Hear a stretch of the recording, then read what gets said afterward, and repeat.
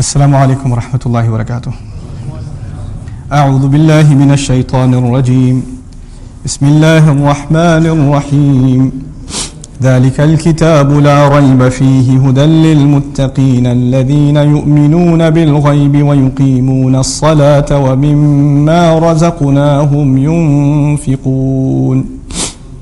رب اشرح لي صدري ويسر لي امري واحلل عقدة من لساني يفقهوا قولي. فالحمد لله والصلاة والسلام على رسول الله وعلى آلہ وصحبہ اجمعین. ثم اما بعد. ایک مرتبہ پھر السلام علیکم ورحمۃ اللہ وبرکاتہ. آج کے حلقے میں انشاءاللہ تیسری آیت کے بارے میں کچھ بحث ہوگی، لیکن اس سے پہلے ایک اہم نقطہ قرآن کے بارے میں جو آپ کے سامنے میں رکھ دوں، وہ یہ ہے کہ قرآن کی تمام آیات آپس میں ملی ہوئی ہیں. یعنی آپ کسی ایک آیت کو دوسری آیت سے منقطع کر کے نہیں پڑھتے. یہاں تک کہ اگر آپ کو ایسا معلوم ہو کہ کسی آیت میں آپ کوئی بات پڑھ رہے ہیں اور اگلی آیت میں بالکل کوئی نئی بات شروع ہو گئی، ایسا بھی ہوتا ہے قرآن میں کہ ایک موضوع چل رہا تھا، ایک دم سے ایک اور موضوع شروع ہو گیا. ان آیات میں بھی آپس میں تعلق ہے، ان آیات کا بھی آپس میں بہت گہرا ربط ہے. کچھ کبھی کبھار ربط کو اپنے سامنے پیش کرنے کے، کسی کے سامنے پیش کرنے کے لیے تدبر کی ضرورت پڑتی ہے، سوچنے کی ضرورت پڑتی ہے. یہ اللہ تعالیٰ کا کلام ہے. دیکھیے کسی اچھے اسپیکر کا کلام ہو، کسی کا حسن خطاب ہو، بڑی اچھی تقریر کرتا ہو، تو آپ کو معلوم ہوگا کہ اس کی بات میں ایک نظم ہے. یعنی بات کہاں شروع ہوئی، پھر وہاں سے کہاں آگے نکلی، پھر وہاں سے کہاں آگے نکلی. ایک ترتیب ہوتی ہے بات کی جس سے اس پہ اثر ہوتا ہے. اگر کوئی بات کرے نہ اس کا سر نہ پیر، پہلے آخری بات شروع میں کر دی، شروع کی بات آخر میں کرتی، بیچ کی بات پتہ نہیں کہاں گئی، اگر ترتیب نہ ہو کلام میں تو انسان کو بات سمجھ نہیں آتی. تو جس چیز کو بلاغہ کہتے ہیں، جس چیز کو حسن خطاب کہتے ہیں، خوبصورت بات کرنا، اچھی بات کرنا، اچھی تقریر کرنا، اس کے لوازم میں سے ہے، اس کی شرطوں میں سے ہے کہ بات منظم ہو، اس میں ایک خاص ترتیب ہو. تو اگر کوئی یہ کہے کہ قرآن کی آیات میں ایسے ہی بس بات ادھر سے ادھر نکل جاتی ہے، تو یہ تو اللہ تعالیٰ کے بارے میں بات کر رہے ہو نا، اللہ تعالیٰ کے بارے میں بات کر رہے ہو. پھر دوسری بات جو امام عبدالحمید فراحی رحمہ اللہ نے اپنی کتاب میں بڑی خوبصورتی سے کہی. انہوں نے کتاب لکھی نظام القرآن، عربی میں کتاب لکھی ہے. ہمارے انڈیا کے عالم تھے امین احسن اصلاحی رحمہ اللہ، آپ نے تفسیر کا نام سنا ہوگا، تدبر القرآن، ان کے استاد تھے. تو انہوں نے عربی میں کتاب لکھی نظام القرآن، اور اس میں انہوں نے اس بات کی طرف اشارہ دیا کہ جو لوگ کہتے ہیں کہ قرآن میں ٹھیک ہے کئی جگہ پر ایک جو ربط ہے آیات کا وہ نظر آتا ہے، لیکن کہیں اور معلوم ہوتا ہے کہ کوئی ربط نہیں ہے، کوئی ایسی بات دوسری شروع ہو گئی، یعنی اس کا پچھلی بات سے کوئی تعلق نہیں ہے. ان کے جواب میں انہوں نے کہا، یہ کتاب لکھی، کہتے ہیں میں صرف انہی مقامات پر بحث کروں گا اس کتاب میں جس کے بارے میں لوگ کہتے ہیں کوئی تعلق ہی نہیں پہلی بات کا اگلی بات سے. میں صرف اس کے بارے میں، تاکہ تمہیں میں واضح کر دوں، تمہارے لیے واضح کر دوں کہ واقعی تعلق ہے. پھر دوسری جو بات انہوں نے کی جو میرے دل کو بڑی شدید لگی، اس ہفتے ہی میں نے پڑھی. کہتے ہیں کہ دیکھو جس نے زمین اپنے ارد گرد دیکھو، اپنے اوپر دیکھو، اپنے نیچے دیکھو، انظر الی ما هو من فوقک وما هو من تحتک وما من حولک، انظر الی الخلق، تمام مخلوق کی طرف دیکھو، اپنے اوپر دیکھو، اپنے نیچے دیکھو. تمہیں نظام نظر نہیں آتا؟ تمہیں اپنے جسم میں نظام نظر نہیں آتا؟ تمہیں سورج اور چاند میں نظام نظر نہیں آتا؟ جس نے ہر چیز میں نظام ڈالا ہے اس نے اپنی کتاب میں نظام نہیں ڈالا ہوگا؟ کیسی بات کر رہے ہو؟ بڑے غصے میں انہوں نے، معلوم ہوتا ہے عربی کی کتاب لکھی ہے اپنی شروع میں، کہ یہ لوگ کیا کیسے دیتے ہیں کہ قرآن کی بات آپس میں کنیکٹڈ نہیں ہے. اسی کے بارے میں ابھی میں نے اس لیے آپ سے بات کی کہ ان آیات میں ذالک الکتاب لا ریب فیہ ہدی للمتقین ایک آیت ہے، الذین یؤمنون بالغیب جو اگلی آیت ہم پڑھنے لگے وہ اگلی آیت ہے. لیکن اگلی آیت کا، تیسری آیت کا پہلا لفظ ہے الذین. الذین کو عربی میں کہتے ہیں اسم موصول، اسم موصول، اور یہ لفظ کبھی کسی جملے کے شروع میں نہیں آتا. اس کے لیے ایک مقصود ہوتا ہے کہ اس سے پہلے کوئی کلام ہے اس سے یہ جڑا ہوا ہے، یعنی المتقین الذین یؤمنون بالغیب. اب ترجمہ ایسے ہوگا کہ یہ کتاب جس میں کوئی شک نہیں، ہدایت ہے کس کے لیے؟ تقوی والوں کے لیے جو کہ ایمان غیب پر رکھتے ہیں. یعنی بات ایک ہی چل رہی ہے لیکن آیات کو اللہ تعالیٰ نے الگ کر دیا. اب ہماری کتابوں میں اگر جملہ ایک ہو تو فل سٹاپ جملے کے آخر میں آتا ہے کہ نہیں؟ یہاں معلوم ہوتا ہے کہ جملہ ایک ہی ہے لیکن درمیان میں ایک طرح سے آیت رک گئی، پھر آگے جا کے اور رکی، پھر آگے جا کے اور رکی، یعنی 3-4 آیات جا کے ایک جملہ بنتی ہیں. یہی معاملہ فاتحہ کا ہے، الحمدللہ رب العالمین الرحمن الرحیم مالک یوم الدین، یہاں جا کے جملہ مکمل ہوتا ہے. پھر بعد میں اگلا جملہ شروع ہوتا ہے ایاک نعبد و ایاک نستعین. یعنی 3 آیات ہیں لیکن جملے کتنے ہیں؟ ایک ہی ہے. اب انسان کے ذہن میں، ہمارے ذہن میں جو کلام کی ترتیب ہے، آپ کسی کی بات سنتے ہیں تو آپ کی بات جو اس کی تقسیم ہوتی ہے نا وہ جملوں میں ہوتی ہے. ہمارا ذہن ایسا ہے، آپ کسی بھی زبان میں بات کر لیں، اگر آپ نے پورا جملہ نہیں ادا کیا تو کسی کو سمجھ نہیں آئے گی آپ کیا کہہ رہے ہو، آدھی بات کر دی تو ٹھیک ہے نا. اگر آپ کسی سے کہیں میں کیا بھائی کچھ آگے تو بات کرو، جملہ تو پورا کرو اپنا. اس نے کہا، اب کیا کہا بھائی کچھ بتاؤ تو صحیح، آدھی بات رہ گئی نا. تو اللہ تعالیٰ کیا کرتے ہیں قرآن میں؟ جان بوجھ کے جملے کو کاٹتے ہیں، جان بوجھ کے. یہ اللہ تعالیٰ کی تدبیر ہے کہ آیت کہاں رکے، آیت کہاں شروع ہو. اور اس سے بات کیا نکلتی ہے کہ جس طرح ایک جملے کو آپ ایک ہی سمجھتے ہیں نا، اس میں سے آپ حصے الگ الگ نہیں کر سکتے، اسی طرح آپ کو آیات کو بھی جوڑ کر سمجھنا ہوگا، ان کو الگ نہیں کیا جا سکتا. اور اگر یہ ایک جگہ ہے تو اگر فاتحہ میں ہے تو پھر تو تمام قرآن میں ہوگا. اگر بقرہ میں اس بات کی دلیل ملی تو ہر جگہ ملے گی. یعنی اگر کلام جڑا ہوا ہے ایک طرح سے گرامر کے اعتبار سے، جملے کے اعتبار سے جڑا ہوا ہے، تو موضوع کے اعتبار سے، حکمت کے اعتبار سے، فلسفے کے اعتبار سے بھی جڑا ہوگا. ٹھیک ہے نا؟ تو اب اس آیت کے بارے میں کچھ تھوڑی سی بات آپ کے سامنے رکھ دوں. الذین یؤمنون بالغیب، اسے سید قطب رحمہ اللہ فرماتے تھے تصویر الفنی فی القرآن الکریم. قرآن اپنی بات کبھی کبھی سمجھانے کے لیے ایک تصویر کھینچتا ہے. آپ کے ذہن میں ایک تصویر سی آتی ہے کوئی کانسیپٹ سمجھنے کے لیے، تو تصویر جو کھینچی جا رہی ہے ہدی للمتقین میں، جسے عمر بن الخطاب رضی اللہ تعالیٰ نے بڑی اچھی تعبیر سے سمجھایا تھا کہ کوئی انسان ہے جس کے کپڑے ہیں اور کپڑے نازک قسم کے ہیں، اور وہ جا رہا ہے اور رستہ بہت پتلا ہے، ایسے بہت چھوٹی سی گلی ہے، اور دونوں طرف جھاڑیاں ہیں اور کانٹے ہیں جھاڑی کے. تو جب انسان جاتا ہے تو اپنے کپڑے سمیٹ کے نکلتا ہے کہ کہیں جھاڑی میں پھنس نہ جائے، تو اس کو بہت احتیاط سے چلنا پڑتا ہے. ٹھیک ہے نا؟ اب اسے کہتے ہیں تقویٰ. انہوں نے تقوی کی ڈیفینیشن دی، یہ تعریف دی انہوں نے تقوی کی. اب ہدی للمتقین سے بات کیا نکلی کہ آپ کو یہ نہیں پتا آپ نے جانا کہاں ہے. اگر آپ کو ہدایات دے بھی دی جائیں کہ اس سڑک کو لو، اس طرف جاؤ، اس طرف جاؤ، جاتے وقت بھی آپ کو بہت زیادہ احتیاط کرنی پڑے گی. ٹھیک ہے نا؟ اب اگلی بات آ گئی شرط کہ اس سڑک پہ کوئی بغیر احتیاط کے نہیں جا سکتا. یا ایسی کوئی سڑک نہیں ہے کہ آپ بے پرواہ چلے جاؤ اور پہنچ جاؤ گے، اپنی منزل تک پہنچ جاؤ گے، ایسی بات نہیں ہے. آپ کو بہت احتیاط سے تقوی کے ساتھ چلنا پڑے گا. تقوی اپنے آپ کو بچا کر چلنے کی بات ہو رہی ہے.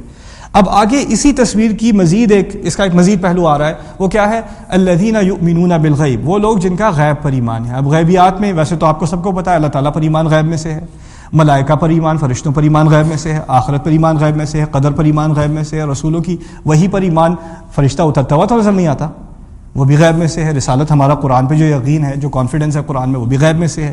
لیکن اس تصویر میں اس کی طرف کیا خوبصورت اضافہ ہوا کہ آپ ایسے رستے پہ ہیں جس کے خطرے آپ کو نظر نہیں آتے. اس کی منزل آپ کو نظر آتی ہے کہ نہیں نظر آتی؟ نہیں نظر آتی. اور آپ اس رستے میں ہیں تو کبھی یہ آپ کسی رستے پہ ہوں تو آپ کو اندازہ ہوتا ہے کتنی پروگرس ہو گئی، کتنے آگے نکل آئے، ابھی آگے کتنا رہتا ہے. یہی تو رستے کی کچھ شرط ہوتی ہے نا کہ آپ کو پتا ہو کہ چلو اب 2 گھنٹے ہو گئے، ابھی 1 گھنٹے کا سفر رہ گیا ہے، آدھا گھنٹہ رہ گیا ہے. اگر کوئی فلائٹ میں بیٹھا ہو تو بار بار فلائٹ اٹینڈنٹ سے پوچھتا ہے ہاؤ مینی آورز لیفٹ.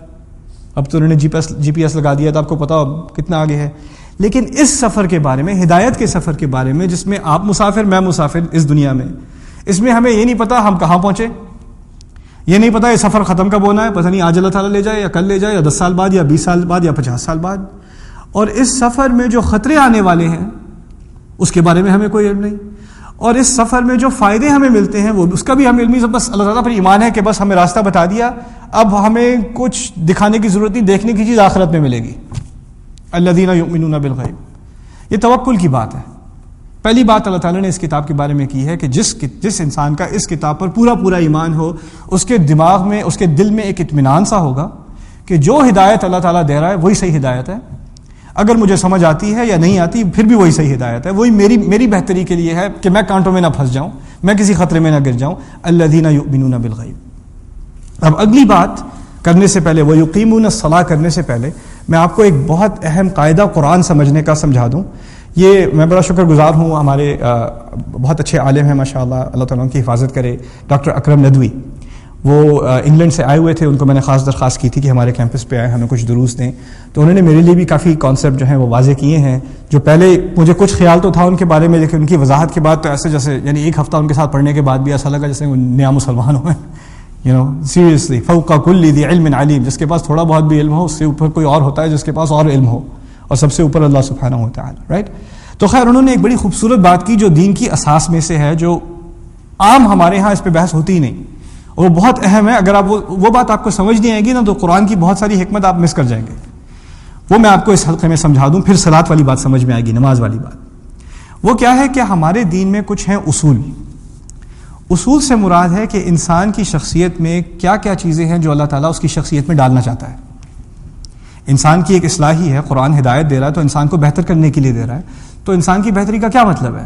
انسان کی بہتری کا مطلب ہے کہ اس میں ایمان ہو، غیب پر ایمان ہو، ٹھیک ہے، اس میں تقویٰ ہو، اس میں صبر ہو، سچ بات کرے تو سچ کرے، کسی سے بزنس کرے، تجارت کرے تو دیانت سے کرے، ایمانداری سے کرے، جھوٹ نہ بولے، کسی سے سلوک، کسی سے معاملہ ہو اس کا تو اچھے اخلاق سے اس سے بات کرے. یہی ہے نا، یعنی انسان کی بہتری کیا ہے کہ اللہ تعالیٰ کی طرف اس کا سلوک اچھا ہو اور لوگوں کی طرف، خلق کی طرف اس کا سلوک اچھا ہو. اس کے لیے الفاظ بہت ہیں. اللہ تعالیٰ کی طرف اپنا آپ نے اچھا تعلق کرنا ہے تو اس میں تقوی کا لفظ آ گیا، ذاکر کا لفظ جو اللہ تعالیٰ کا ذکر کرے، ٹھیک ہے نا، مستغفر جو اللہ تعالیٰ کی استغفار کرے، اس سے دعا کرے، اسی طرح اور الفاظ ہیں قرآن کے. اور آپ اگر دیکھیں قرآن کی ان آیات کا جائزہ لیں جس میں اللہ تعالیٰ فرماتے ہیں واللہ یحب، اللہ تعالیٰ خاص قسم کے لوگوں سے محبت کرتا ہے، تو ان کے آخر میں جن سے محبت کرتا ہے وہ دین کی اصل ہے. یعنی یہی اوصاف ہیں، یہی کوالٹیز ہیں جو تمہیں اپنے اندر ڈالنی ہیں. واللہ یحب الصابرین واللہ مع المتقین، اللہ کن کے ساتھ ہے، کن سے محبت کرتا ہے. اور پھر بہت ساری آیات ہیں قرآن کی، لعلکم، تاکہ تم، یہ کچھ تمہیں دیا ہے تاکہ تم، اس کے آگے کیا ہے، لعلکم تتقون، لعلکم تعقلون، رائٹ، تاکہ تم سمجھو، تاکہ تم جانو، تاکہ تم پر رحم کیا جا سکے. تو ان تمام چیزوں کو سامنے رکھتے ہوئے یہ اصول ہیں دین کے.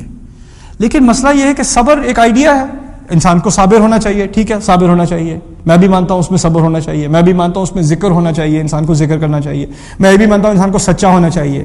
مسئلہ یہ ہے کہ جب تک آپ ایک آئیڈیل ہو آپ کے دماغ میں، صبر بھی ایک آئیڈیل ہے، سچ بولنا بھی ایک آئیڈیل ہے، لیکن اس کی کوئی پریکٹس نہ ہو تو زندگی میں وہ چیز آتی نہیں ہے. اس کی پریکٹس کی ضرورت ہے، اس کے لیے آپ کو کوئی ریاضت، کوئی ایکسرسائز کرنی پڑے گی. تو اللہ تعالیٰ نے جو دین کے بڑے بڑے احکام دیے نا، بنیادی احکام دین کے، ان کا مقصد ہے کسی نہ کسی اصل کی طرف جانا. یعنی میں آپ کو مثال دیتا ہوں، دین کے سب سے بنیادی احکام میں سے نماز ہے. اللہ تعالیٰ نے نماز کے بارے میں بہت سارے فائدے بتائے ہیں اور ان تمام فائدوں کو سامنے مد نظر رکھتے ہوئے بات کرتے ہیں. وَأَقِمِ الصَّلَاةَ لِذِكْرِي، نماز قائم کرو، کس لیے قائم کرو، تاکہ مجھے یاد رکھو. اللہ تعالیٰ کو یاد کرنا ایک اصل ہے، یعنی قرآن کے بنیادی مقاصد میں سے اللہ تعالیٰ کو انسان یاد رکھے. اور اب یاد کیسے رکھے، اس کے لیے کیا دے دیا، اس کے لیے نماز دے دی. یعنی تمہیں ایک آئیڈیل بھی دے دیا کہ تمہیں ذکر کرنا ہے، اور اس آئیڈیل کو اپنی زندگی میں لانے کے لیے کیا طریقہ استعمال کرو گے وہ بھی دے دیا. یعنی تمہیں اپنی طرف سے کوئی کریٹیوٹی کی ضرورت نہیں ہے کہ اپنی طرف سے کوئی طریقہ نکالو اللہ کو یاد کرنے کا. جو بہترین طریقہ ہو سکتا ہے یاد کرنے کا وہ تمہیں دے دیا، ٹھیک ہے نا. اسی طرح آپ اندازہ کریں، تقویٰ جو ہے وہ ہمارے آئیڈیلز میں سے، انسان کو متقی ہونا چاہیے. ایون دو ہمارے کلچر میں متقی کی جو ڈیفینیشن ہے نا، ہمارے انڈو پاک کلچر میں، وہ بہت ہی الٹی سیدھی قسم کی ہے. ہمارے یہاں متقی کی ڈیفینیشن بہت ہی پرہیزگار انسان ہو، کبھی مسکراتا نہ ہو، لوگوں سے کبھی بات نہیں کرتا، اگر کسی دعوت میں جائے گا تو کونے میں جا کے بیٹھے گا اور تھوڑے سے دو دانے چاول کے لے کے پھر وہ ذکر کرنا شروع کر دے گا. یہ تقوی والا انسان ہے. باقی سب ہم جہنمی ہیں، ٹھیک ہے. تقوی والا آدمی ایسا جو بہت ہی اسے دیکھ کے آپ کو ڈپریشن ہو جائے، اور وہ خود بھی ڈپریس معلوم ہوتا ہے اور آپ کو اس کو دیکھ کے ڈپریشن ہو، یہ تقویٰ ہے، ٹھیک ہے نا. تقویٰ ایسی کوئی چیز نہیں ہے. اللہ تعالیٰ خود فرماتا ہے هو الذی اضحک وابکی، وہی تمہیں ہنساتا ہے، وہی تمہیں رلاتا ہے. یہ اللہ تعالیٰ کی آیات میں سے ہے. یعنی کسی کے اندر تقویٰ ہو تو کوئی عجیب چیز نہیں بن جاتا. ہماری سوسائٹی میں کیا ہے، کسی کے پاس تقویٰ تو بہت عجیب سی چیز بن جاتا ہے. وہ لوگوں سے بات کرنے کی صلاحیت نہیں رہتی، لوگ اس سے بات نہیں کرنا چاہتے، وہ لوگوں سے بات نہیں کرنا چاہتا، وہ کہتا ہے بس مجھے اپنی عبادت کرنے دو. نہیں، ایسی بات نہیں ہے. لیکن خیر، تقوی کے بارے میں اب انسان اپنی زندگی میں تقوی کیسے لائے، تو بہت بڑا آئیڈیل ہے. وہ بڑے متقی لوگ ہمارے کہتے ہیں بڑا متقی آدمی ہے، یعنی وہ بہت ہی دور کی چیز ہے، میں تو وہاں کبھی پہنچ نہیں سکتا، بس وہی ہے متقی آدمی. وہ میرے لیے دعا کر دے گا تو کچھ معاملہ صحیح ہو جائے گا، رائٹ. ہمارے دماغ میں یہ آئیڈیا ہے. خیر، اللہ تعالیٰ فرماتے ہیں روزے کے بارے میں، کتب علیکم الصیام کما کتب علی الذین من قبلکم لما لعلکم تتقون. تمہیں روزے کا حکم دیا جیسے تم سے پہلے والوں کو دیا گیا تھا، تاکہ تم میں کیا پیدا ہو، تقویٰ پیدا ہو. یعنی اگر تم نے روزہ رکھا ہے تو روزے کا فائدہ کیا نکلے گا، تقویٰ. اب روزہ تم نے رکھا ہو، تمہاری داڑھی ہے یا نہیں ہے وہ بات کی بات ہے. اگر تم نے روزہ رکھا ہے تو اس سے کیا امید نکلے گی، یہ نہیں ہے روزہ رکھو گے تاکہ تمہاری داڑھی نکل آئے، روزہ رکھو گے تاکہ تم حافظ قرآن بن جاؤ. روزے کا فائدہ کیا، تقویٰ.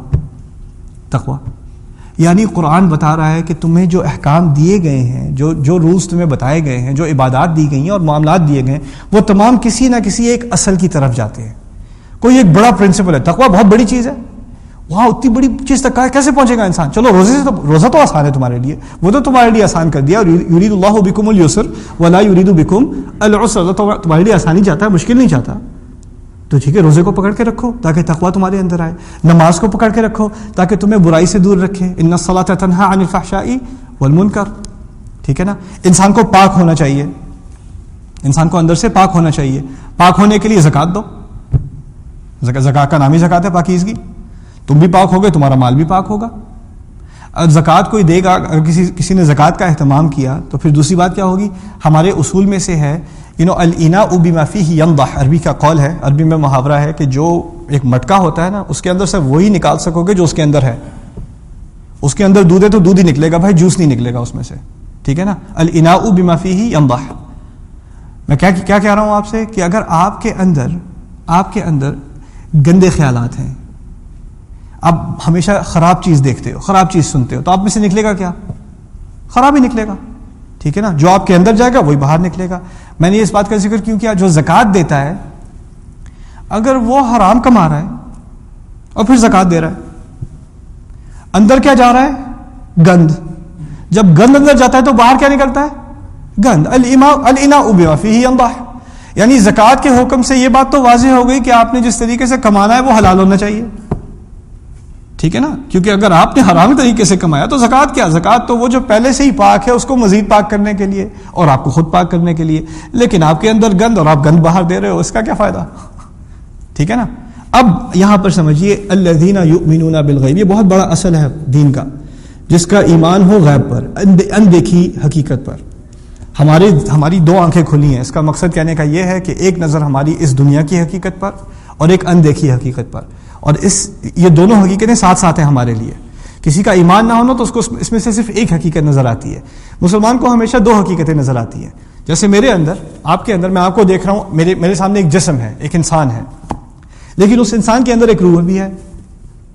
اب انسان دونوں کا بنا ہوا ہے نا، صرف جسم نہیں ہوں میں، نہ صرف روح ہوں، دونوں اکٹھے ہوں. یعنی میری اپنی حقیقت میں بھی ایک دیکھی چیز ہے اور ایک اندیکھی چیز ہے. عام لوگوں کا ایمان کس بات پر ہے؟ دیکھی چیز پر. مسلمان کا ایمان کس بات پر ہے؟ دیکھی پہ اور اندیکھی پہ. اسی طرح سمجھیے قرآن بات کرتا ہے کہ درخت آیت ہے، پرندہ آیت ہے، آسمان آیت ہے، ان سب میں آیات ہیں. ان فی ذلک لآیات، ان تمام میں آیات ہیں. آیات تو ایسی چیز ہوتی ہیں جو اللہ تعالیٰ کی یاد دلائے. آیات ایسی چیز ہوتی ہیں جو آپ کو اللہ تعالیٰ سے قریب لے کے جائے. قرآن کی آیات ہیں، یہ آیات ہیں. پھر اللہ تعالیٰ آسمان کو آیات کہہ رہا ہے، پرندے کو آیات کہہ رہا ہے، تمہاری اپنی خلق کو آیات کہہ رہا ہے، تمہارے ہاتھوں کو آیات کہہ رہا ہے. اس میں کیسے آیت ہے؟ اچھا دیکھنے میں تو ہاتھ ہے، لیکن اس کے اندر ایک اندیکھی حقیقت ہے، اس کے اندر بھی ایک ہدایت ہے. اس پہ غور کرو گے تو اس میں سے بھی ہدایت نکلے گی. ایک مکھی میں بھی غور کرو گے تو ہدایت نکلے گی، اس کی مثال بھی تمہیں ہدایت دے سکتی ہے، ٹھیک ہے نا. تو ایک دیکھی حقیقت ہے اور ایک اندیکھی حقیقت ہے. اب اس بات کی طرف اشارہ کہ جو قرآن پر ایمان لے آئے اس کو پھر وہ چیزیں نظر آنی شروع ہو جاتی ہیں جو عام لوگوں کو نظر نہیں آتی. اس کی سوچ بدل جاتی ہے. ایک چھوٹی سی مثال اس سوچ بدلنے کی میں آپ کو بھی دے دوں. آپ چل رہے ہیں رستے میں، اب ٹیکسس میں تو کیونکہ ہماری گھاس کی کچھ کمی ہے، درختوں کی کمی ہے، لیکن کہیں آپ کو گھاس کا کوئی پیچ نظر آ گیا، گھاس اگ رہی ہے، آپ کے دماغ میں کیا خیال آئے گا؟ کوئی بھی گھاس کو کوئی بھی دیکھتا ہے کہتا ہے اچھا گھاس ہے، اور کیا سوچنے کی کیا چیز ہے، گھاس ہے. لیکن مسلمان کے یا مومن کے، اہل قرآن کے، جو قرآن کا طالب علم ہو، اس کے دماغ میں کیا بات آئے گی؟ اوہ اچھا یہ جو زمین ہے جو مردہ تھی، مری ہوئی تھی، اس پہ اللہ تعالیٰ کی طرف سے اوپر سے پانی آیا، اور اس پانی کے آنے کے بعد اس مردہ زمین میں سے زندگی نکل آئی. ایسی بات ہے نا. اسی طرح اوپر سے حکم آئے گا اور میں بھی ایک دن زمین کے اندر جس طرح بیج تھا اس طرح میں ہوں گا اور میں بھی اسی طرح نکل آؤں گا. یعنی گھاس کو دیکھ کے آپ کو قیامت کا دن یاد آ جاتا ہے. یہ قرآن کی تربیت ہے. قرآن کی تربیت ایسی ہے کہ آپ کسی مجمع میں بیٹھ کے مسجد کے اندر کوئی درس سن رہے ہوں تو ٹھیک ہے اللہ کی یاد ہے، لیکن اگر قرآن کی تربیت واقعی ہو گئی تو آپ گاڑی چلا رہے ہیں اور آپ کے سامنے سورج غروب ہو رہا ہے تو پھر وَفَلَا أُقْسِمُ بِالشَّفَقِ وَاللَّيْلِ وَمَا وَسَقَ وَالْقَمَرِ إِذَا اتَّسَقَ. آپ گاڑی سپیڈ سے چلا رہے ہیں تو پھر کَلَّا بَلْ تُحِبُّونَ الْعَاجِلَةَ. آپ ایسی اوپر آسمان پہ ایسی آپ کی نظر گئی پرندہ اڑ رہا ہے. أَفَلَمْ يَرَوْا إِلَى الطَّيْرِ فَوْقَهُمْ صَافَاتٍ وَيَقْبِضْنَ مَا يُمْسِكُهُنَّ إِلَّا الرَّحْمَنُ. اللہ تعالیٰ کی محبت، اس کی رحمت آپ کو یاد آ جائے بس ایک پرندہ کو اڑتے ہوئے دیکھتے ہوئے. انسان کی نظر بدل جاتی ہے. انسان کو وہ چیزیں نظر، اب آپ کے ساتھ کوئی اور بھی گاڑی چلا رہا ہے، وہ بھی تیز چلا رہا ہے، لیکن اس کو کچھ یاد نہیں آیا، لیکن آپ کی سوچ بدل گئی. یہ ہے غیب پر ایمان. لیکن غیب پر ایمان بڑا مشکل کام ہے یار. کبھی کبھار تو انسان سوچ میں گم ہو جائے. ہر وقت کیسے سوچ میں لگاؤ، ہر وقت کیسے دو آنکھیں کھلی ہوں. دیکھیے عام طور پر ایک آنکھ بند ہو جاتی ہے، جو غیب کی آنکھ ہے وہ بند ہو جاتی ہے، آسانی سے بند ہو جاتی ہے، کیونکہ انسان کی توجہ اس طرف جاتی ہے جس کو وہ دیکھ سکتا ہو، نیچرل سی چیز ہے. تو اللہ تعالیٰ نے تمہاری دونوں آنکھیں کھلی رکھنے کے لیے تمہیں کس چیز کا اہتمام دیا ہے؟ غیب کے بارے میں تمہارا خیال رہے، تم اس کے لیے کانشیس رہو. وَيُقِيمُونَ الصَّلَاةَ، وہ نماز قائم کرتے ہیں. نماز کا مقصد کیا ہے؟ نماز کا مقصد ہے کہ نماز کا سب سے لمبا حصہ کیا ہے؟ سب سے لمبا چوڑا حصہ نماز کا کیا ہے بتائیے؟ قیام، کھڑے ہونا. کھڑے ہوتے ہوئے آپ کیا کرتے ہیں؟ قرآن پڑھتے ہو نا، قرآن ہی تو پڑھتے ہو. نماز کا پہلے تو نماز کا اپنا دل فاتحہ ہے، اور اس کے بعد نماز کی اساس کیا ہے؟ قرآن کو پڑھنا، قرآن کو پڑھنا. اور پھر کھڑے ہو کر قرآن پڑھنے کے بعد آپ کیا کرتے ہو؟ رکوع میں جاتے ہو، پھر سجدے میں جاتے ہو. اب آپ اس کی ایک تصویر سمجھیے اپنے سامنے. اگر کوئی انسان کھڑا اللہ تعالیٰ کا کلام پڑھ رہا ہے تو اس پر اس کلام کا اثر ہونا چاہیے. اثر یہ ہوتا ہے کہ انسان رکوع میں گر جاتا ہے، انسان اپنے آپ کو جھکا دیتا ہے. یعنی یہ تصویر کھینچی جا رہی ہے کہ قرآن کا تم پر کیا اثر ہونا چاہیے، کیا اثر ہونا چاہیے. اور پھر جب کہتے ہو کہ سمیع اللہ لمن حمدہ، اللہ تعالیٰ نے جس نے اس کی تعریف کی اس کی بات سن لی. اللہ تعالیٰ نے اگر تمہاری بات سن لی تمہیں شکر نہیں کرنا چاہیے؟ آپ اندازہ کریں، کوئی بڑی ہستی، کوئی آپ کی کمپنی کا CEO آپ کی درخواست سن لے، آپ شکر نہیں کرو گے؟ استاد آپ کی درخواست سن لے کہ بھائی آج میں ہوم ورک نہیں کر سکا، میں کل دے دوں گا، آپ شکر نہیں کرو گے؟ چلو کوئی بات نہیں، کل دے دینا مجھے. اللہ تعالیٰ آپ کی بات سن رہا ہے، آپ نے اس بات کا اعتراف بھی کر لیا، سمیع اللہ لمن حمدہ، اللہ نے جس نے اس کی تعریف کی اس کی بات اس نے سن لی. اب جب آپ نے اس بات کا اعتراف کر لیا، آپ کو اس بات کی کنفرمیشن مل گئی کہ اللہ نے آپ کی بات سن لی، تو آپ شکر نہیں کرو گے؟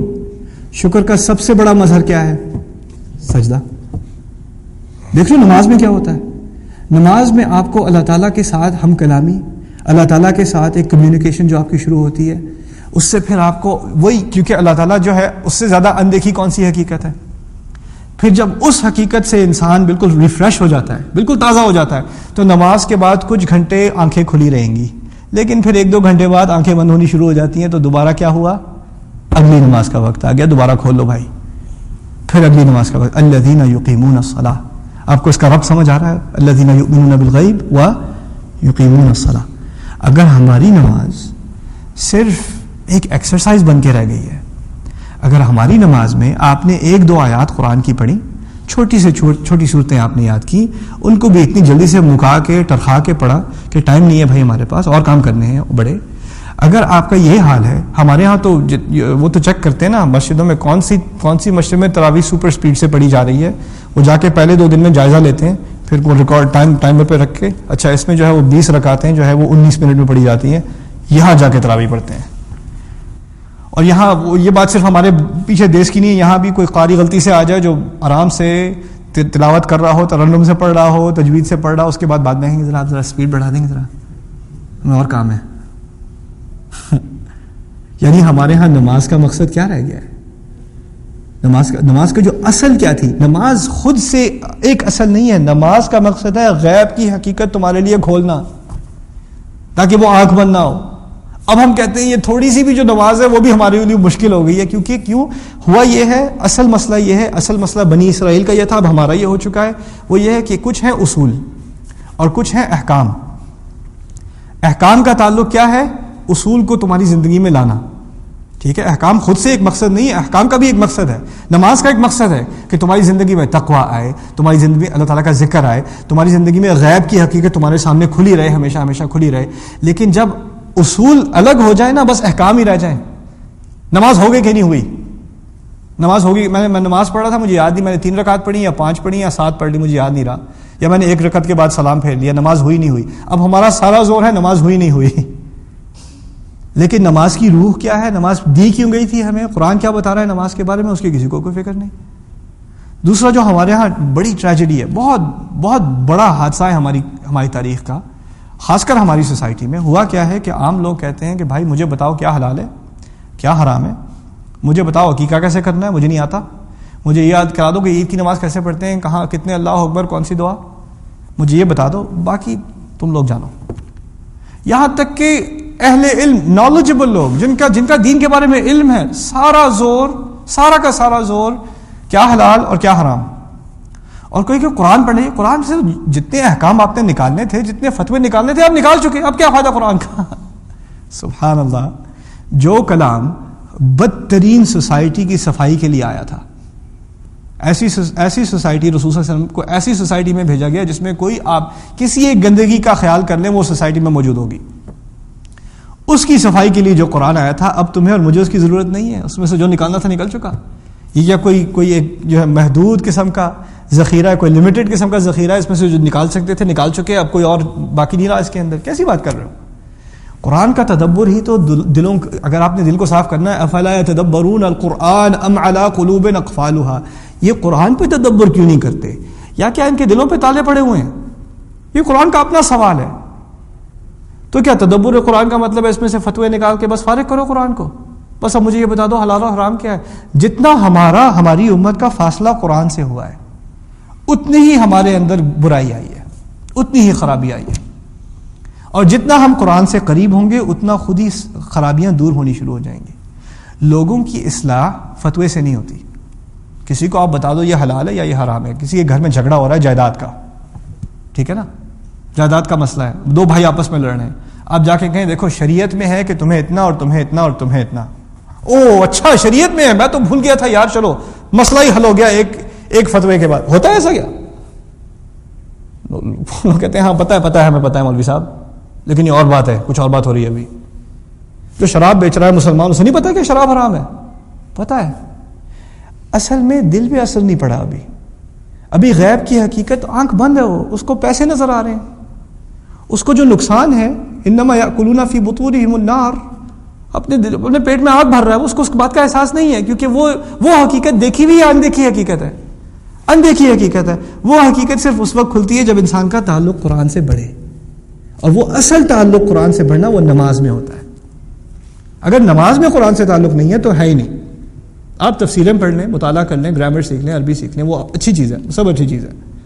جب تک نماز میں آپ کا خدا سے تعلق نہیں ہوگا، اس کلام سے تعلق نہیں ہوگا، اصل ایکسپیرینس قرآن کا جو ہے آپ کو نہیں ملے گا. اسی لیے اللہ تعالیٰ نے اس عربی زبان کو بھی آسان کر دیا. آپ بہانہ نہ بنائیں، کر دیا. اللہ تعالیٰ کا اپنا وعدہ ہے، وَلَقَدْ يَسَّرْنَا الْقُرْآنَ لِلذِّكْرِ. کسی کے لیے مشکل نہیں ہے. کون سی قوم ہے زندگی کی جس میں مسلمان عالم نہیں ہے؟ آپ مجھے یہ بتائیں، کون سی قوم ہے؟ یورپ تک اسلام پہنچا ہے، افریقہ تک پہنچا ہے، ایشیا تک پہنچا ہے. ہمارے اپنے علماء شروع میں عربی میں ہی کتابیں لکھتے تھے. یہ فارسی اور اردو تو بات کی بات ہے، ہماری اپنی ساری تعلیمیں عربی میں تھی. یعنی اپنی زبان نہیں چھوڑی لیکن عربی ہمیشہ برقرار رکھی. ہماری بیسک ایجوکیشن تھی. یار تم تو اب C++ پڑھ لیتے ہو، تمہیں کوڈ جو انسان کو سمجھ نہیں آتا وہ تمہیں سمجھ آتا ہے، تمہیں اس میں سے غلطی نظر آ جاتی ہے. تھوڑی سی عربی نہیں سیکھ سکتے؟ اور وہ کیوں آسان زبان ہے؟ جاوا سیکھنا آسان ہے، میڈیکل لینگویج سیکھنا آسان ہے. عربی تو اللہ تعالیٰ نے آسان کی ہے، اللہ تعالیٰ نے آسان کی ہے. یہ تو اللہ تعالیٰ کا وعدہ ہے. اور اگر نیت کیا ہو؟ نیت یہ ہے کہ میں نے نماز میں قرآن کا تجربہ کرنا ہے، جو اللہ مجھ سے کہہ رہا ہے وہ مجھے براہ راست اس سے تعلق قائم کرنا ہے. اس نیت سے عربی پڑھو گے تو دیکھو کیسے آسان کرتا ہے. الذین یؤمنون بالغیب ویقیمون الصلاۃ. پھر آخری بات آج اس پہ اکتفا کرتے ہیں، ومما رزقناہم ینفقون. اور جو کچھ ہم نے انہیں دیا ہے، جو رزق ہم نے انہیں عطا کیا ہے، اس میں سے وہ خرچ کرتے ہیں. ینفقون، دے دیتے ہیں. اب یہ بھی اصل والی بات سمجھیے. اس میں حکم کیا ہے؟ انفاق کا حکم ہے، دینے کا حکم ہے، خیرات دینے کا، صدقے دینے کا، زکوٰۃ دینے کا حکم ہے، ٹھیک ہے نا. لیکن یہ کس اصل کی طرف؟ کوئی بھی حکم ہو تو اس کی اصل سمجھیے. نماز کی اصل کیا تھی؟ تقویٰ پیدا ہوگا، ذکر ہوگا، غیب کی آنکھ کھلے گی، غیب کی طرف آنکھ کھلے گی. انفاق کا کیا کی اصل کیا ہے؟ اسی آیت میں ہے، وَمِمَّا رَزَقْنَاهُمْ يُنْفِقُونَ. جو ہم نے انہیں دیا اس میں سے وہ دیتے ہیں. تو دیا کس نے؟ اللہ تعالیٰ نے دیا ہے. جو خیرات میں کچھ بھی دے گا وہ یہی سوچ کر دے گا کہ یہ میرا اپنا مال نہیں ہے، میں نے اپنی جیب سے جو نکال کے آپ کو 20 دیے یا 50 دیے یا 100 دیے یا یہ چیک لکھا، میں نے جو کچھ دیا وہ میرا نہیں، وہ ایکچولی مجھے دیا گیا ہے اور میں اسی سے واپس دے رہا ہوں. اور وہ بھی دے رہا ہوں تو اس کے فائدے کے لیے نہیں، اپنے فائدے کے لیے. وَمِمَّا رَزَقْنَاهُمْ يُنْفِقُونَ. پھر دیکھیے میں آپ کو آسان زبان میں یہ بات سمجھا دوں، بعد میں تفصیل سے آئے گی. وہ یہ کہ آپ سمجھتے ہیں نا کہ کبھی کبھار آپ کے بینک میں 2 اکاؤنٹ ہوتے ہیں، 2 اکاؤنٹ آپ کے، ایک ہی بینک کے اندر 2 اکاؤنٹ. اور کبھی کبھار آپ پیسے اس اکاؤنٹ سے لے کے اس اکاؤنٹ میں ٹرانسفر کرتے ہیں، کبھی کیا ہے؟ اب کوئی آپ سے کہے گا کیا کر رہے ہو پاگل، پیسے وہاں ڈال رہے ہو. اب کیا بات کر رہے ہو، یہ بھی میرا اکاؤنٹ ہے اور وہ بھی میرا اکاؤنٹ ہے، میں نے کوئی ضائع نہیں کیے پیسے. اگر آپ کے ایک اکاؤنٹ سے دوسرے اکاؤنٹ میں پیسے گئے تو آپ کا نقصان ہوا کہ نہیں ہوا؟ نہیں ہوا نا. پاگل پن والی بات ہے، کہہ رہے ہو کہ میرا نقصان ہو گیا. اب دیکھیے ایک اکاؤنٹ آپ کا دنیا میں ہے اور ایک اکاؤنٹ آپ کا آخرت میں ہے. جب آپ انفاق کرتے ہیں، جب آپ اللہ کی راہ میں خرچ کرتے ہیں، صدقہ دیتے ہیں، تو آپ نے کیا کیا ہے؟ آپ نے اپنے دنیا کے اکاؤنٹ سے لے کے اپنے آخرت کے اکاؤنٹ میں ڈپازٹ کر دیا. یہ کیا نا. اب آپ یہاں پر دنیا میں جب آپ ڈپازٹ کرتے ہیں، کوئی لانگ ٹرم انویسٹمنٹ اکاؤنٹ ہوتے ہیں آپ کے، جس میں سے آپ فوراً ڈپازٹ نہیں لے سکتے. اب وہ ریٹائرمنٹ اکاؤنٹ ہے، ریٹائرمنٹ اکاؤنٹ ہے. اور جس کو واقعی عقل ہو وہ تھوڑے تھوڑے کر کے ریٹائرمنٹ اکاؤنٹ پہ اپنے پیسے ڈالتا رہتا ہے، کیونکہ اس کو اپنے مستقبل کی فکر ہے. بس دیکھیے جس کو اپنے غیب کے مستقبل کی فکر ہے تو پھر وہ اپنے آخرت کے اکاؤنٹ میں ڈالتا رہے گا اور اسی احساس سے ڈالتا رہے گا کہ یہ میرے رزق میں کوئی کمی نہیں ہوئی. جس نے مجھے دیا ہے وہی مجھے سمجھا رہا ہے کہ دیکھو میں نے تمہیں دنیا میں تو دے دیا، اب آخرت کے لیے بھی تیاری کر لو، اسی میں سے اپنی آخرت بھی بنا لو. وَمِمَّا رَزَقْنَاهُمْ يُنْفِقُونَ. یعنی اصل خیرات کی کیا ہے کہ میں نہیں خرچ کر رہا، میں اپنے لیے ہی خرچ کر رہا ہوں. میں کسی مسکین کے لیے خرچ نہیں کر رہا، میں کسی فقیر کے لیے خرچ نہیں کر رہا. جو مجھے کہتا ہے اللہ کا سوال ہے بابا، جو مجھ سے کہہ رہا ہے میں اس کے لیے میں اس پہ کوئی احسان نہیں کر رہا. میں نہ مسجد کی طرف کوئی فائدہ دے رہا ہوں، نہ مسجد کو میرا کوئی فائدہ ہوگا، نہ یتامہ کو میرا فائدہ ہوگا. ٹھیک ہے نا.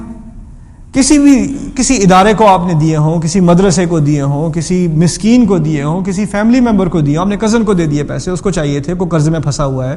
کوئی آپ کی فیملی میں ہے جس نے بعد میں توبہ کر لی، پہلے اسٹوڈنٹ لون لیے ہوئے تھے، اب ربا میں پھنسا ہوا ہے، اس کی آپ نے مدد کر دی. کوئی حرام بزنس میں تھا، بیچ نہیں سکتا اور اس کے پیسے نہیں، اب کرایہ دینے کو نہیں ہے، لیکن وہ بزنس پورا چھوڑ چکا، اس کی آپ نے مدد کر دی. آپ نے ایکچولی اس کی مدد نہیں کی. دین کی اصل کیا ہے؟ آپ نے اپنی مدد کی ہے. آپ نے اپنی مدد کی ہے. اللہ تعالیٰ نے اسے آپ کو اپنی مدد کرنے کا ذریعہ بنایا. اس کو آپ کا شکریہ نہیں کرنا، آپ نے اس کا شکریہ کرنا ہے. آپ نے اس کا شکریہ کرنا ہے. اور اگر آپ یہ بھول گئے، اگر آپ یہ بھولے کہ وہ آپ کے لیے نعمت ہے، آپ اس کے لیے نعمت نہیں ہے، اگر آپ یہ کبھی بھولے اور آپ نے کبھی اس سے جا کے کہا کہ دیکھو میں نے تمہاری کیا مدد کی تھی اور تم مجھ سے کیسے بات کرتے ہو، لا تبطلوا صدقاتکم بالمن والاذى، دیکھو تمام کے تمام صدقے تمام 0 0 بن جائیں گے اگر تم نے کسی پہ احسان جتایا. ساری بات ختم. یہ اصل ہے. دینا اصل نہیں ہے. دینے کے پیچھے کیا ذہنیت ہے؟ ذہنیت کیا ہے کہ میں اپنے لیے دے رہا ہوں. یہ اللہ تعالیٰ نے مجھے رزق دیا، میں اسے واپس دے رہا ہوں، وہ بھی اپنے فائدے کے لیے. آخری بات انشاءاللہ اور پھر اکتفا کرتے ہیں، اسی سے تعلق رکھتی ہے یہ بات. یہ ہے انسان کے لالچ کے بارے میں. وَمَن يُوقَ شُحَّ نَفْسِهِ فَأُولَٰئِكَ هُمُ الْمُفْلِحُونَ. کیونکہ جب دینے کی بات آتی ہے تو ہمارے ہر انسان کے اندر ایک لالچ ہے، اور یہ بچپن سے ہے، یہ کوئی نئی چیز نہیں ہے. ہمارے ہاں یہ انسان کی زندگی میں بچپن سے ہوتی ہے.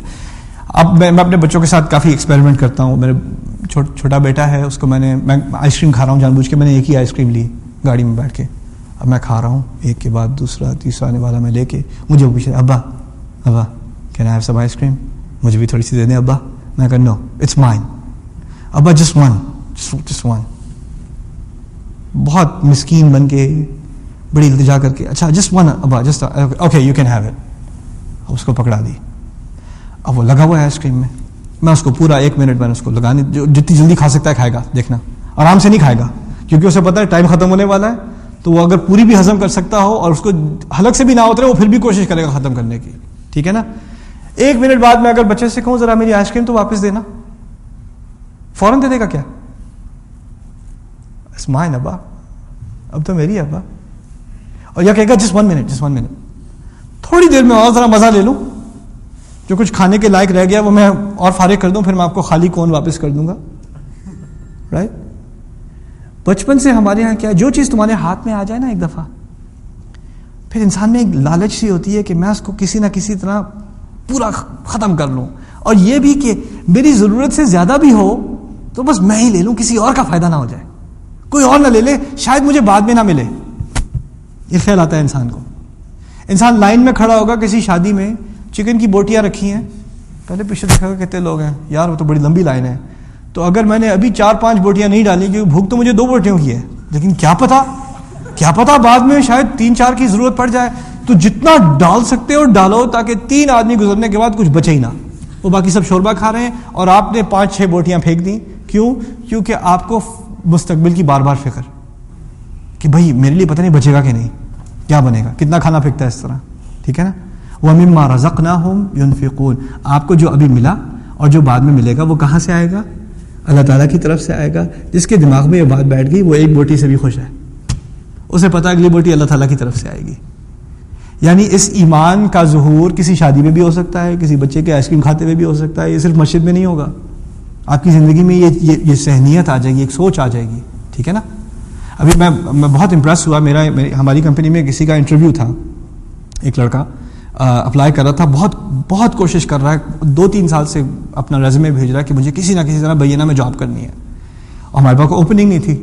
تو آخرکار اوپننگ اس کے لیے ہوئی, تو میں نے اس کو ہمارے پروڈکشن ڈائریکٹر سے اس سے کہا کہ جا کے اسے کال کرے, اسے انٹرویو کرے, بات کرنے کا. فائنلی اب 3 سال بعد اسے پہلی دفعہ ہماری طرف سے کال آ رہی ہے, اور وہ کہتا ہے کہ میری زندگی کا خواب ہے کہ میں یہاں کام کروں, میں ڈیلس موو ہونا چاہتا ہوں, میں یہ کرنا چاہتا ہوں, وہ کرنا چاہتا ہوں. بڑا یعنی بہت ہی کہنا جذبات سے بھرا ہوا ای میل, معلوم ہوتا ہے رو رہا تھا جب لکھ رہا تھا ای میل. اسے اب کال کی ہے, 1 منٹ کال کو ہوا ہے, کہتا ہے دیکھیں ابھی 1 منٹ میں اقامت ہونے والی ہے, میں آپ سے بعد میں بات کروں گا. میں اتنا امپریس ہوا اس لڑکے سے. اگر آپ کو جاب انٹرویو ہو, آپ باہر کھڑے ہیں, اب بشر بھی باہر کھڑے ہیں, آپ کو جاب انٹرویو ہے, نماز شروع ہو گئی, آپ کے دماغ میں کیا کیا خیال آئیں گے؟ دیکھو دوسری جماعت بھی ہوتی ہے, عربی میں بہت لوگ ہوتے ہیں, پیچھے دوسری جماعت ہو جاتی ہے, ابھی بہت ٹائم ہے, یا دوسری رکعت مل جائے گی, انٹرویو نہیں چھوڑنا چاہیے. نماز تو ہمیشہ ہوتی ہے, انٹرویو ہمیشہ نہیں ہوتا. یہی خیال آتا ہے نا انسان کے دماغ میں, کتنی جسٹیفیکیشن آئے گی کسی نہ کسی طرح, اس کال کو نہ روکو, پتہ نہیں موقع ملے نہ ملے. لیکن ان کچھ لمحوں میں آپ کیا بھول گئے کہ یہ رزق, یہ کال, یہ انٹرویو کہاں سے آیا تھا؟ یہ خدا سے آیا تھا, یہ اللہ تعالیٰ سے آیا تھا. اور یہ کال ڈسکنیکٹ ہو گئی تو اس کال کا کوئی فائدہ نہیں, اس سے کچھ نہیں ملنے والا, اس سے کچھ نہیں ملنے والا. یا الذین یؤمنون بالغیب ویقیمون الصلاۃ ومما رزقناہم ینفقون, جو کچھ انہیں دیا گیا ہے اس میں سے وہ کھل کے خرچ کرتے ہیں. انشاءاللہ تعالی اس سے مزید آگے بات ہوگی. بارک اللہ لی ولکم فی القرآن الحکیم ونفعنی وإیاکم بالآیات والذکر الحکیم. والسلام علیکم ورحمۃ اللہ وبرکاتہ.